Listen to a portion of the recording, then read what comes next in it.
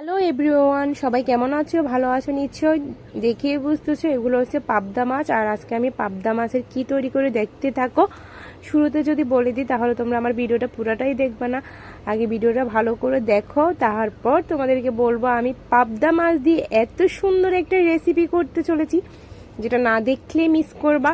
আর আমার পুরো ভিডিওটা দেখবা, ভিডিওটা দেখে লাইক কমেন্ট শেয়ার করে দিও আর ইউটিউব চ্যানেলে সাবস্ক্রাইব করে দিও। তো এখন শুরু করি পাবদা মাছের রেসিপি। তো আগে আমি নুন হলুদ দিয়ে পাবদা মাছটাকে ভালো করে নুন হলুদ লাগিয়ে 10 মিনিটের মতো রেস্টে রেখে দেব। তারপর 10 মিনিট পরে টানটানা চলে আসলাম, তেলের মধ্যে ভেজে নিচ্ছি। হালকা একটু ভেজে নেব, বেশি ভাজতে হবে না, এত নরম মাছ তাই বেশি ভাজতে হবে না। তো দেখো মোটামুটি আমার পাবদা মাছগুলো ভাজা হয়ে গেছে, আরও কয়েকটা ভেজে আমি পুরোপুরি তোমাদেরকে দেখাচ্ছি। তো সবগুলো ভাজা হয়ে গেছে। এখানে একটা বাটিতে আমি কর্নফ্লাওয়ার নিয়ে নেব। তো কর্নফ্লাওয়ার না থাকলে একটু ময়দাও নিয়ে নিতে পারো, বা ময়দা এটাই নিও। তো আমি অল্প একটু দুধ দিয়ে দেবো, নর্মাল টেম্পারেচার থাকা যে দুধটা ওটা। তো ওটা দিয়ে আমি ভালো করে এটা মিশিয়ে নেব। যদি একসাথে অনেকগুলো দুধ দিই এটা মিশে যাবে না, চাক চাক থেকে যাবে।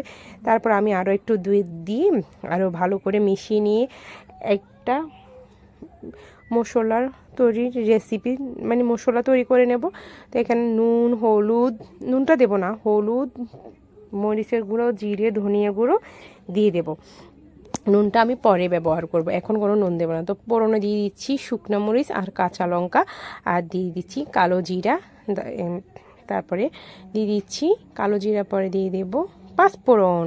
তো আমার এগুলা 2-3 মিনিটের মতো ভেজে নেবে, একটা গ্রান চলে আসলে তারপর তেজপাতা লং দারচিনি এলাচ দিয়ে দিবে। তো মোটামুটি এগুলো হয়ে গেছে। এবার আমি ওই মিশ্রণটা দিয়ে দেবো তেলের মধ্যে। তো দিয়ে নেড়ে চেড়ে নিচ্ছি ভালো করে, এটা ভালো করে কষিয়ে নিতে হবে।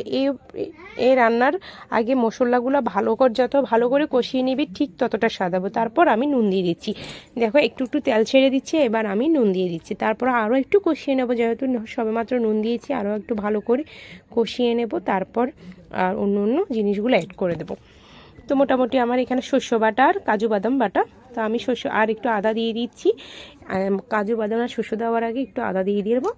তো এবার আমি এই মিশ্রণটা দিয়ে দেবো। এটা দিলে কি হবে জানো, ঘন হয়ে যাবে, যেহেতু উপরে তেল উঠে গেছে। মোটামুটি আমার মশলাগুলো হয়ে গেছে। এবার আমি কাজু বাদাম আর শস্য বাটাটা দিয়ে দিয়েছি। এবার আর বেশিক্ষণ রান্না করতে হবে না। তারপরে এ পাকে আমি একটু গরম জল বসিয়ে দিয়েছি, এখানে একটু গরম জল দেব, দুধ দেব, তারপরে একটু হালকা একটু বাটি ধুয়ে গরম জল দিয়ে দেবো। যেখানে কাজু বাদাম আর শস্য বাটা ছিল ওই বাটিটা ধুয়ে শুধু একটু দেবো। তো কয়েকটা ফালি করা কাঁচা লঙ্কা দিয়ে দিচ্ছি, আর ওই যে বাটি ধুয়ে একটু জল দিয়ে দিলাম আর চিনি দিয়ে দিলাম। তারপর এবার একটু দুধ দিয়ে দেবো। তো এবার দুধ দিয়ে দিচ্ছি, দেখো দুধ দেওয়ার পরে এগুলোর কালার অন্যরকম।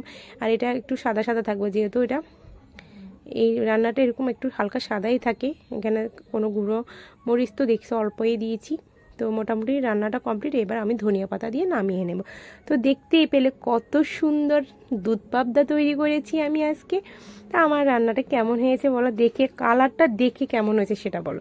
দেখো কালারটা দেখে তো আমার এখনই খেতে ইচ্ছে করে। কিন্তু তো এই বৃষ্টির মধ্যে দই পাবদাটা কেমন হয়েছে সেটা বলো তো। সব ভালো থেকো, সুস্থ থেকো।